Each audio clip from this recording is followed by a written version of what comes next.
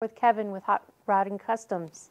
And today we're going to talk about muscle cars. So, when did muscle cars start? 1964. And by who? Pontiac. Pontiac. And what was the car? A GTO. GTO. Like this one?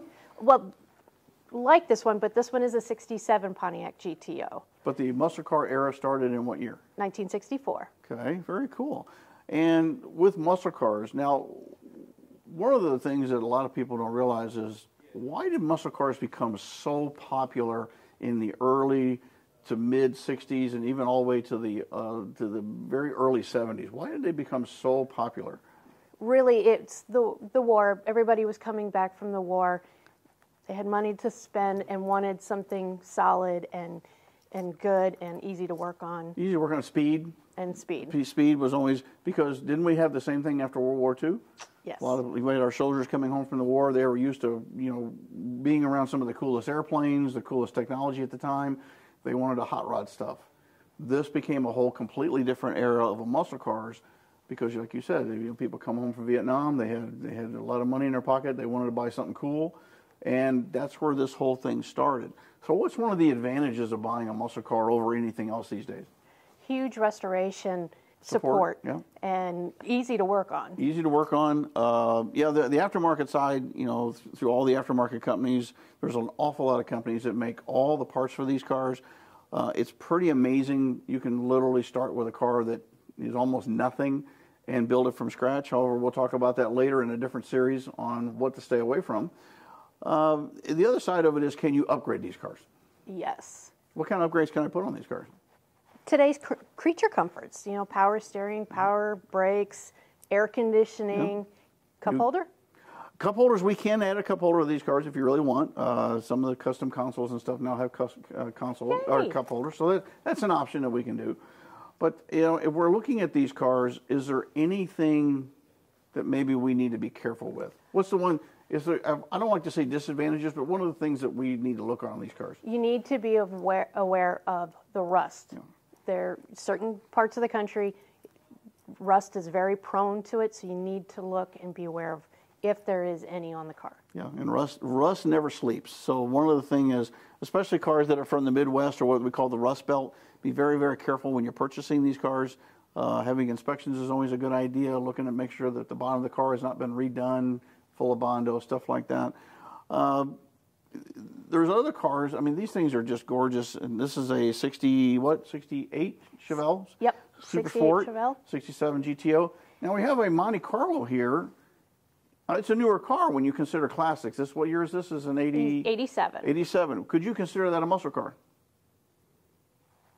Yes. Yeah, absolutely. Yeah. Absolutely. A little newer model. A little bigger, a very cool car. The Monte Carlo Super Sports, the the Grand Prix 2+2s, and the 442s of that era were very, very nice cars. Great for modifications. So, is there anything that I need to be careful with? Cars that are termed either clone or fake. What is the difference? Okay, and that's a great question, because we get that a lot. A lot of people don't understand what a clone or a fake car is. Now, they are two completely different cars. I tend to say a clone car is a car that had a base model. Say, for instance, the Chevelle may have been purchased as a Malibu, as a base model. And somebody says, you know what, I can put the right engine in it, I can put the right transmission in it, I can put the badging on it, things like that to make it representative of a real Super Sport or a real 396 car, because the difference in price.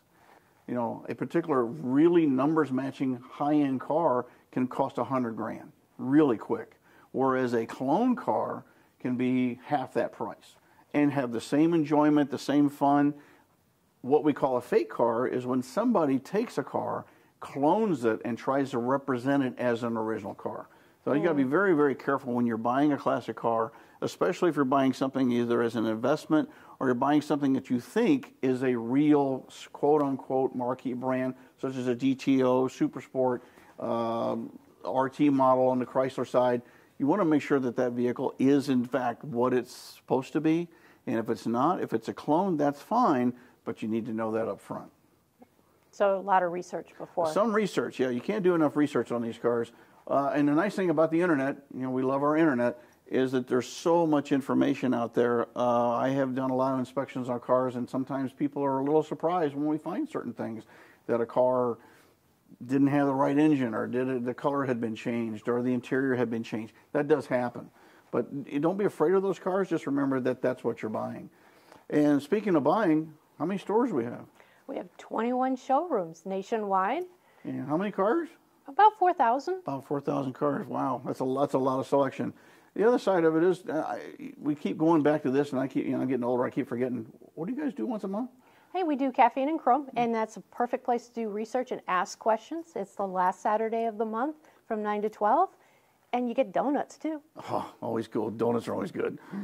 So, but yeah, it's a great place to ask questions and find out what everybody else is looking at. Right. So if you have any questions at all, please don't hesitate to contact any of the 21 stores at Gateway Classic Cars, and hopefully we'll see you at the next cruise. Sounds good.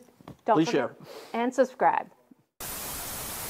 And today we're going to talk about muscle cars. Oh, I got muscle right here.